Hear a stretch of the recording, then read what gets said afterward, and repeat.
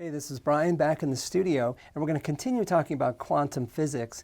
Last time we talked about the idea of quantization, and we talked about the fact that you have fixed energy levels in atoms. Today, I'm going to talk about an extension of that idea. Now, we saw if I have an energy level in an atom, and I have another energy level in an atom, I can take an electron and I can excite it from the lower energy level to the upper. When I do that, if the electron falls from that upper energy level to the lower energy level, there's a specific difference in energy. And so as a consequence, I'm going to emit a photon, and I'm going to have a very particular energy of photon. And that's why we have a line spectrum for something like mercury. But today, we're going to look at what happens if I have molecules. And if I have molecules, the energy level structure is a little bit more complicated. Rather than having single lines, I have a whole bunch of lines packed in real tight. And what it ends up doing is making a band. And so I'll have a band, and then I can have another band. And I'm going to draw this first one is filled up, and the second one is empty. So no electrons can be in this region in here, but there are a lot of electrons down here, and there's no electrons up there. So what that means is I can excite an electron from this band up to here, but there's lots of room for it to go in, and then the electron can subsequently work its way down into a lower energy state. There's some internal conversion that happens. And then it's going to fall into a lower energy state. And when it does that, it emits less energy than whatever it was that popped it up here. Look at the size of this energy. This is big, and the size of this energy is smaller. So if you have materials like this, they can be excited by high energy photons, and then they emit lower energy photons. And so they emit a different wavelength than they absorb, which is kind of interesting. That's different than what the atomic species do, but molecular species can do this. And this opens the door to a couple of really interesting phenomena that I want to explore. And the first is one called fluorescence. Now in fluorescence, what happens is this. I have materials that will absorb visible light, and then they're going to emit it. They absorb the visible light, it excites electrons into a higher energy level, then there's an internal conversion, and it re-emits the light, and it does that as a longer wavelength. So I'm going to take my really bright green laser pointer, and if I take my bright green laser pointer and shine it through this liquid scatters light. And you can see there's a green beam. The light comes in and just scatters. It just gets redirected towards you. So instead of, you can't see the beam where it is in air, but you can see it where it is in the liquid. Okay, so I have a green beam, but if I subsequently put this second container here, the light, which we know is green, when it hits this second container, the light looks reddish. That's because the photons of the green light are being absorbed. They're popping electrons up into higher energy states. There's an internal conversion, and then they're re-emitted as red lights. They're kind of a reddish-orange light, so they're re-emitted as a longer wavelength. Now, it turns out I can also shine the laser from the other side just to prove it's not some trick. There's not some weird filtering. The light goes through, and where it goes through the first container, you're seeing it glow red, and where it goes to the second container, you're seeing it's glowing green, but it's dimmer. Because a lot of the energy was absorbed in this first container, a lot of the photons are exciting electrons into higher energy states. So when I shine it the other way, definitely brighter in this container. There's a lot more light. It's not being absorbed, it's just being redirected. And it's being absorbed in here. So same story. So this one, I have fluorescence, and this one, I just have scattering. Now, typically, when you're thinking of fluorescence, you're not thinking about exciting it with the wavelengths of visible light, although you can. Typically, you're exciting it with higher energies, like the energies of ultraviolet, and that's where you've seen it before, but the idea is the same thing. I excite the electrons with high energy photons, and they re-emit lower energy photons. Okay, that's the idea of fluorescence. By the way, the two liquids, olive oil and urine. And why urine? Stay with me, stay with me. There was a reason why I picked this particular fluid, not just for its scattering capabilities. Now, next up, we're going to explore the phenomena of fluorescence and a related phenomenon called phosphorescence, but we're going to do it with ultraviolet illumination. And so we're going to have to dim the lights in the studio to make that possible. So now with the studio dimmer, there's less visible light. I'm going to add another form of light, and this deck right here emits ultraviolet light, and it's very bright. The amount of light emitted by this deck is significantly more than the light emitted by the lights in the room, but it's a wavelength that your eyes can't see. It's very high energy photons. I'm going to start by putting this glassware on top of here. Now this glassware has a really interesting property, which we'll see in just a second. But it's got another interesting property. It's radioactive. This glass has uranium in it. And why would you put uranium in glass? That's a topic we'll talk about next week when we talk about nuclear physics. But this was really popular in the 1920s and the 30s, and actually somewhat going forward.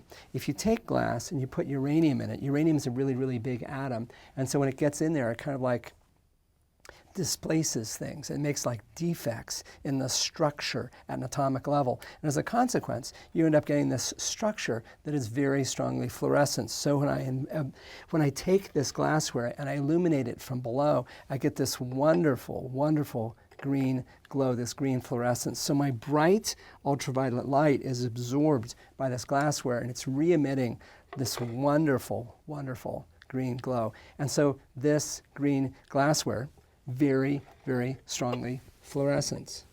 Now, something else that's strongly fluorescent, and I'll start with the light off, is urine. And it turns out there are compounds in urine that make it strongly fluorescent. And actually, that's important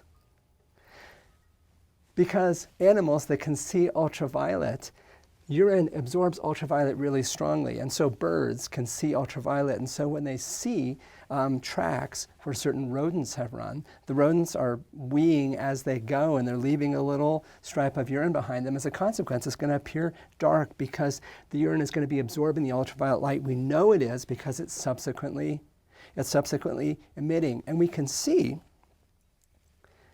it absorbs, because if I take an ultraviolet light and I put it in something which is really strongly fluorescent, like this material right here, it's bright at the start and it gets dimmer as it goes. It gets absorbed and absorbed and absorbed and gets dimmer and dimmer as it goes. And so as a consequence, we can tell it's being really strongly absorbed. Now, I'm going to show you some other things that are fluorescent. Baseballs, or the softball is fluorescent, also tennis balls. And it turns out at the end of the day, the last light to leave the sky is the ultraviolet. So after the sun has gone down, there's still a fair amount of ultraviolet out there. And so you can extend your time playing. But suppose you're not content with that. There's another type of ball you can have that's not just fluorescent. It's what we call phosphorescent. And this basketball is phosphorescent. If I take this and I charge it up on this surface, it's absorbing the ultraviolet light, it's popping those electrons into a higher energy state, but they stay there for some time and they take their time coming back. So the softball, fluorescent, the basketball is what we call phosphorescent. And if I subsequently remove the ultraviolet light, what happens is this: the softball stops glowing, the basketball does not. It will continue to glow with the energy that it has absorbed. Now it dims with time. After time, it'll go away and will have to be recharged. But you can charge it up, and then you can continue to play even in total darkness. And I've got a ball I use with my dog Milo right here. This is a little Milo ball, which he has lent us for the day. And I take this and I charge it up. Tennis balls work really well at sunset, but after the sun has set, we can go out at midnight and we can play glow ball, and this ball will continue to glow.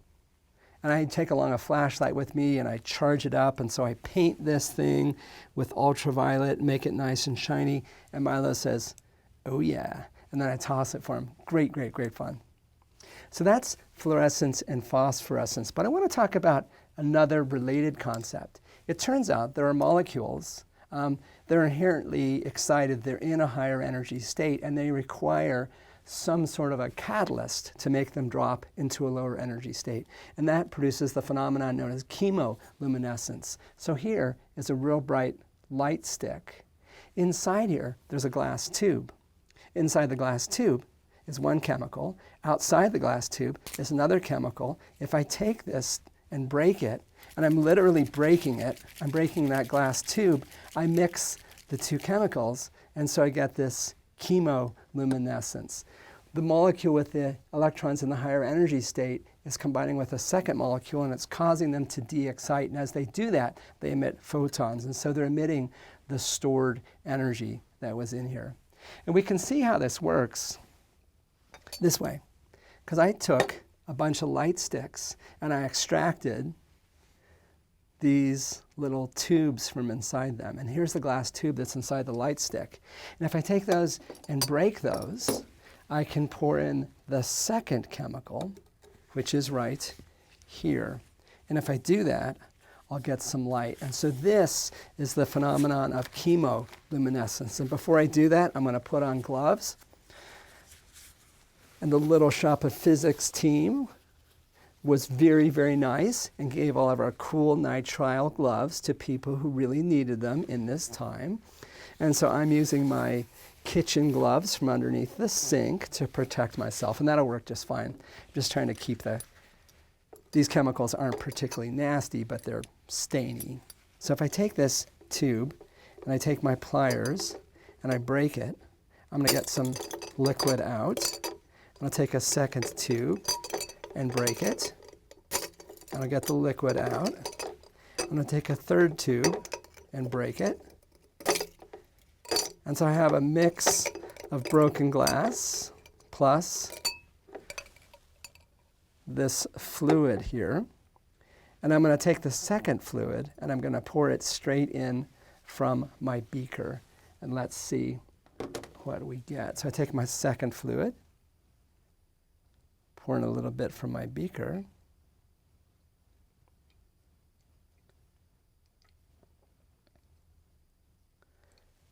And if I swirl it,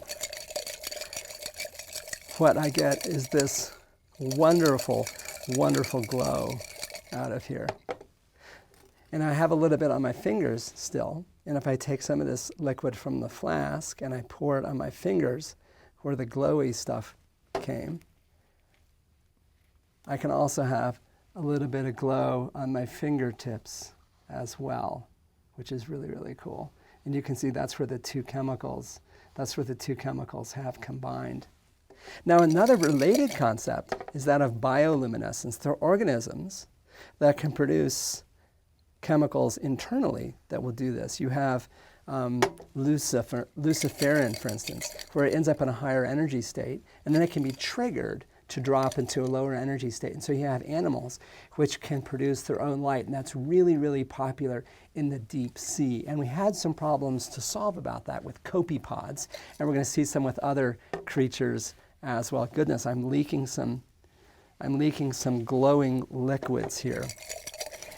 But we've got fluorescence, we've got phosphorescence, we've got chemoluminescence, and we've got this related phenomenon of bioluminescence as well. I'm going to show you one last thing having to do with fluorescence. Typically, I wear these wonderful bright shirts for class, but today I chose a very particular one. I chose this one for a reason. If I took one of my typical shirts, it's going to glow extremely brightly, and that's because the laundry detergent that was used to wash this shirt has fluorescent chemicals in it, and when ultraviolet light shines on it outside, it's going to glow blue, and that has the effect of making the whites look whiter. Most laundry detergents have these brighteners in them. And another thing that has the brighteners in them, which is really fascinating, is the particular shampoo that I use. I use shampoo for old people, and it's purple, and it's got fluorescent dyes in it. And so if I come down near the deck, I actually get a little bit of glow off my hair and my beard, and that's because of the brighteners in my shampoo. And so when I go outside, I don't want my hair to look gray. I want it to look white. I'm going to own this change in color. Now, it turns out the shafts of the hair aren't actually white. They're transparent. That's a point I'll come back to. But I want them to look white. I want them to look bright. I want them to look white. I don't want it to look dingy and gray. That's what I'm going for. That's the effect. And I owe it to fluorescence. That's our last topic for the week of quantum mechanics. Next week, we'll be back and explore some concepts with nuclear physics. I'll see you then.